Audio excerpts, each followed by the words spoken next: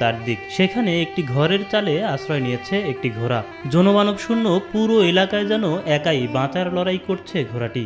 জীবন বাঁচাতে ঘন্টার পর ঘন্টা ঠায় দাঁড়িয়ে রয়েছে অবলা এই প্রাণী। বন্যার কবল থেকে নিজেকে রক্ষা করতে ঘরের চালে ঘোড়ার আশ্রয় নেওয়ার এই দৃশ্য ব্রাজিলের দক্ষিণাঞ্চলের রিও গ্রান্ডে দো সুল এলাকার। পুরো এলাকায় নেই এতটুকু মাথা গোজার ঠাঁই। পানি থই থই এলাকাটির সবগুলো বাড়িঘরের চাল ছুঁয়ে গেছে বন্যার পানি। মাথা তুলে দাঁড়িয়ে আছে কয়েকটি গাছ, কিন্তু কোথাও কোনো মানুষের আনাগোনা নেই।